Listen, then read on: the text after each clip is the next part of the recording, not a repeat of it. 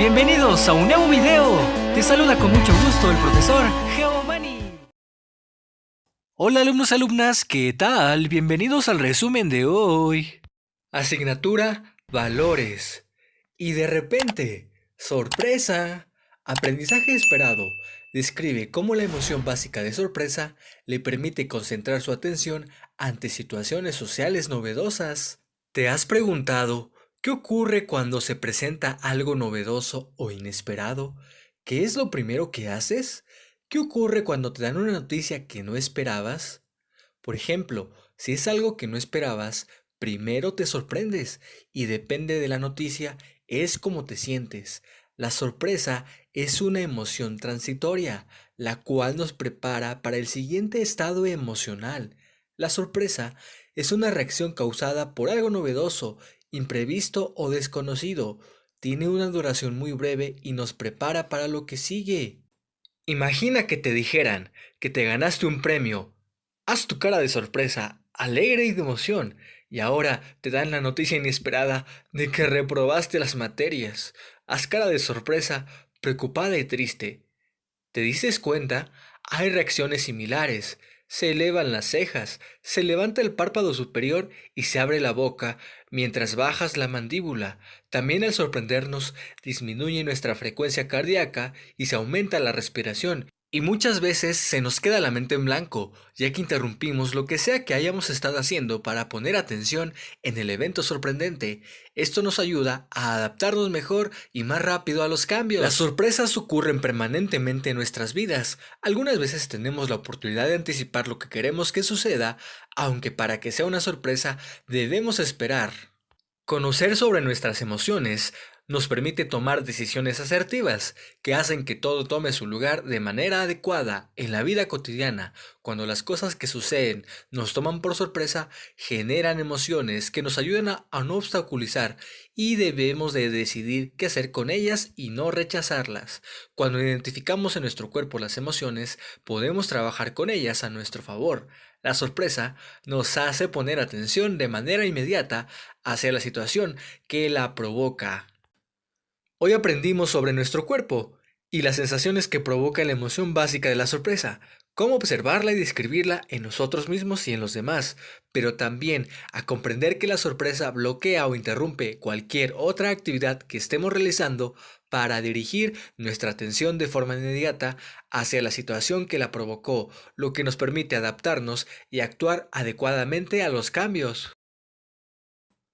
Asignatura: Ciencias Naturales.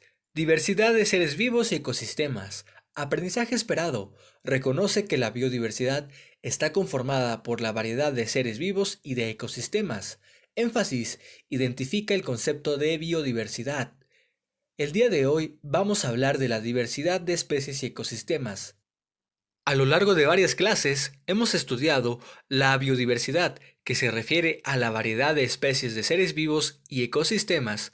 Hoy vamos a conocer más sobre el tema. También hemos visto que los seres vivos en la Tierra, con su variedad de tamaños y formas, son parte de la biodiversidad o de la diversidad biológica, como peces, gallos, búhos, ballenas, pavos reales, jaguares, vacas, camellos, patos, gusanos, mariposas, lombrices, pinos, ceibas, rosales, árboles frutales, nopales, orquídeas, champiñones, setas, etc. Los seres vivos son muchos. Por esa razón, para estudiarlos y entenderlos mejor, la comunidad científica los clasifica en 5 grandes grupos llamados reinos. Por ejemplo, de los seres vivos que mencionamos, varios pertenecen al reino de los animales, otro al de las plantas y algunos al de los hongos. Los otros 2 reinos agrupan organismos microscópicos, el de los llamados protistas y el de las bacterias. Para conocer a qué reino pertenece a un ser vivo, elabora en tu cuaderno un cuadro con 5 columnas y 3 filas para saber los criterios para clasificarlos. Te voy a decir los criterios y 2 ejemplos de cada uno. Empecemos con el reino de las plantas, que son organismos multicelulares. A la gran mayoría la ubicamos por tener raíces, tallo, hojas, flores, pero existen muchas variedades y no todas tienen flores. Por ejemplo, los helechos, esos no tienen flores. Ese sería el primer ejemplo y el segundo sería los nopales. Los nopales son un caso muy interesante porque sus espinas son hojas modificadas. Las plantas y todos los reinos tienen muchísimas adaptaciones de las que podríamos hablar durante semanas. Pasemos al siguiente reino. Los hongos son organismos unicelulares o multicelulares que se alimentan de otros seres vivos en descomposición. Por ejemplo, el champiñón. Hace poco me enteré que hay unos hongos muy importantes que viven en las raíces de las plantas y se llaman micorrizas. Las micorrizas es un ejemplo que nos demuestra que todos estos reinos están muy conectados. El siguiente reino, los animales, son multicelulares. No se alimentan ellos mismos como las plantas, sino que consumen a otros organismos y se desplazan libremente. Por ejemplo, el toro y el delfín. Vamos con los últimos dos reinos. Estos se parecen mucho en la definición, así que los mencionaré juntos para que notemos la diferencia. El reino protista son microorganismos de una o más células con núcleo y el reino de las bacterias son organismos de una célula sin núcleo. La diferencia está en el núcleo. Como ejemplo de las bacterias, está la salmonela, que causa una enfermedad en los seres humanos que se llama igual, y por otro lado, los lactobacilos, que viven en nuestro intestino y que nos protegen. Como puedes darte cuenta, hay bacterias que nos pueden hacer daño y otras que nos protegen. El reino protista está conformado con organismos que no se pueden clasificar en los otros reinos. Las amibas están aquí y hay unas algas que se incluyen en el reino Plantae. Pocos lo consideran como protistas. Los dinoflagelados y los Eglegonodea, que viven en el agua salada y dulce.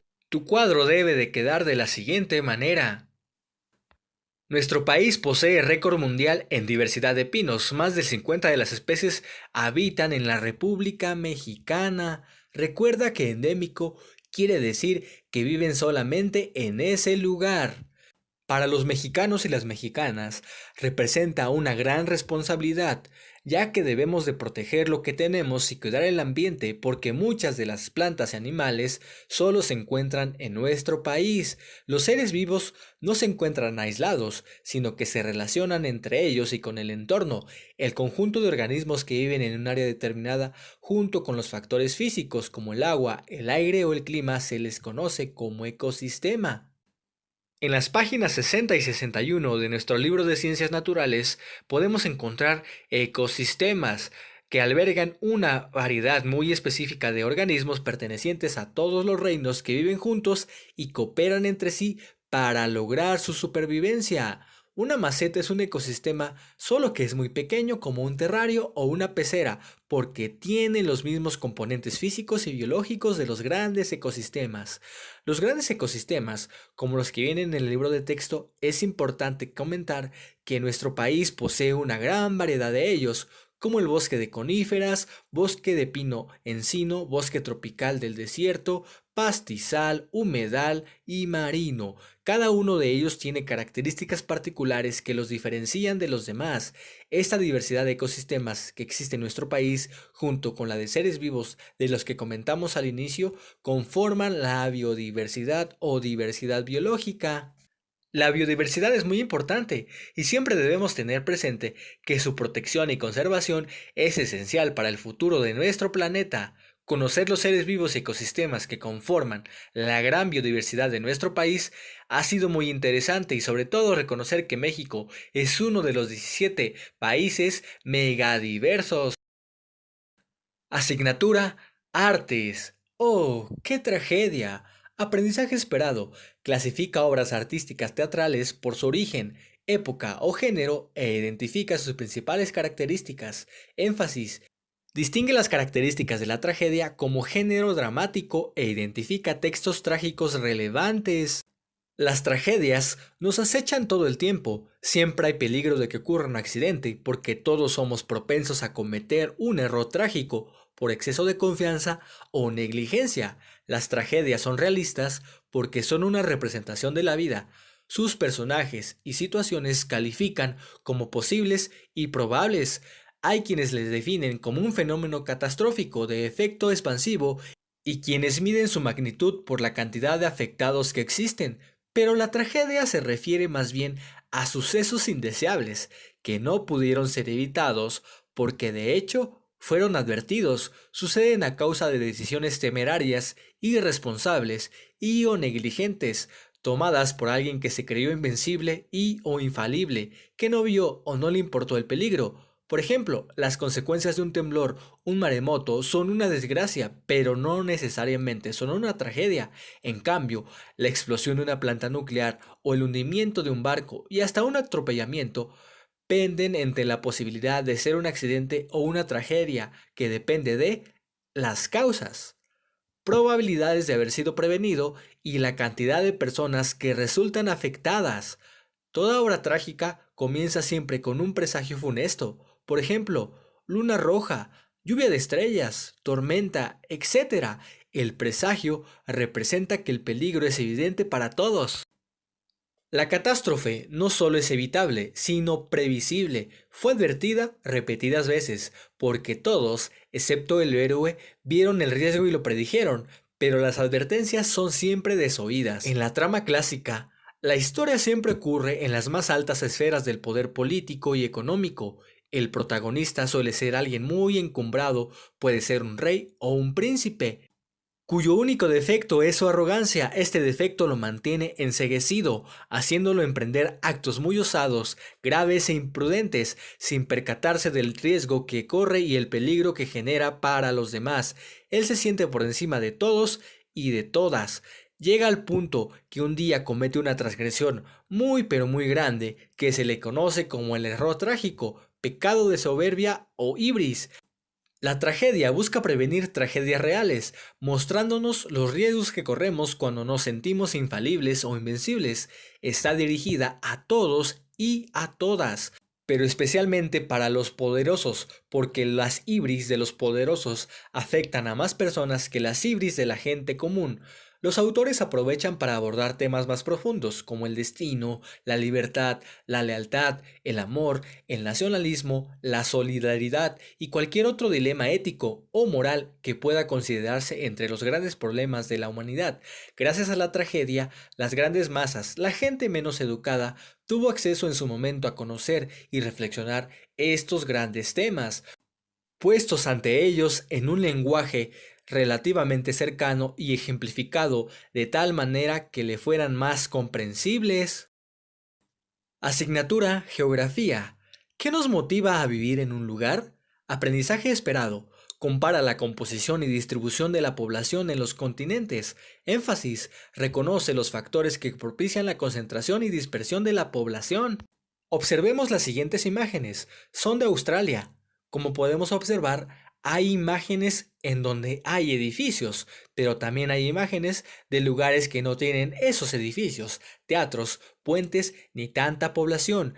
En clases anteriores observamos que la distribución de la población no es igual en el territorio de cada país. En parte depende de sus elementos naturales, como lo podemos leer en el libro de texto, en la página 79. Los elementos naturales, el clima, el relieve y la distribución de los recursos naturales influyen en la distribución de la población en el mundo. Las regiones de los climas templados usualmente concentran mayor número de habitantes. En contraste, las regiones con predominio de climas secos, polares o con relieve abrupto tienen menor concentración de población. Pero no eran los únicos. Recuerda que otros elementos influyen en cómo se distribuye la población, como su historia, política y economía. Para comprender mejor qué influye en la concentración y dispersión de la población de un país, analicemos unos ejemplos. Por ejemplo, veamos a Australia en el mapa 72 y 73 de tu libro de Geografía del Mundo. Con el número 190 en la leyenda nos indica que es Australia. Como puedes ver en el mapa, las ciudades más pobladas de este país se distribuyen a lo largo de la costa. Más del 80% de la población vive en 5 ciudades: Perth, Adelaida, Melbourne, Sydney y Brisbane. Vamos a analizar primero los factores naturales que han influido en esto. Como puedes observar en el mapa de la página 55 de tu Atlas de Geografía, son las regiones con climas templados señalados en colores verdes, donde se asientan estas ciudades en tanto que en la región central que corresponde al clima seco desértico no hay poblaciones numerosas. Estas las vemos en el color naranja en el mapa. Esta región australiana es la segunda más seca del mundo después de la Antártida. Como hemos visto, las temperaturas del desierto son extremas. Durante el día hace mucho calor y durante la noche mucho frío. El clima no es el único factor que influye en que la población elija un lugar para vivir. Hay asentamientos de la población donde el elemento clima no tiene gran influencia. La influencia del relieve lo vimos en clases anteriores. Como puedes ver en el mapa de la página 55, las ciudades se localizan en las llanuras, que son las regiones más planas, ya que es más fácil construir en los lugares planos que en los relieves inclinados. En las llanuras es donde se encuentran suelos más fértiles, como lo pudiste ver, facilita las actividades agrícolas importantes también para la población.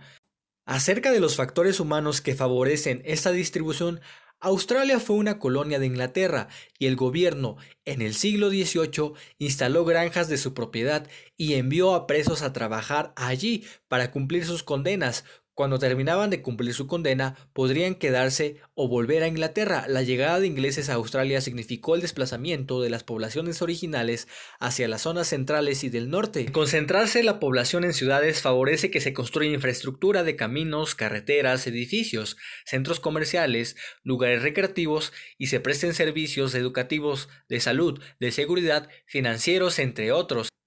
Entonces, la presencia de actividades económicas es variada y la población tiene muchas opciones para emplearse en ellas, por lo que decide permanecer en las ciudades, o que la población que vive en otras regiones busque mudarse a una gran ciudad por las oportunidades económicas que ofrece. El reto de hoy. Te invito a que observes tu entorno y analices qué factores naturales y humanos influyen en la manera de cómo se distribuye la población en el lugar donde vives. Puedes preguntarle a tus familiares si ha cambiado y cómo era antes. Espero este video haya sido de tu agrado. Gracias por tu atención. No olvides darle me gusta y dejar tu suscripción. Cuídate mucho, estudia mucho, querido y querida alumna. ¡Hasta la próxima!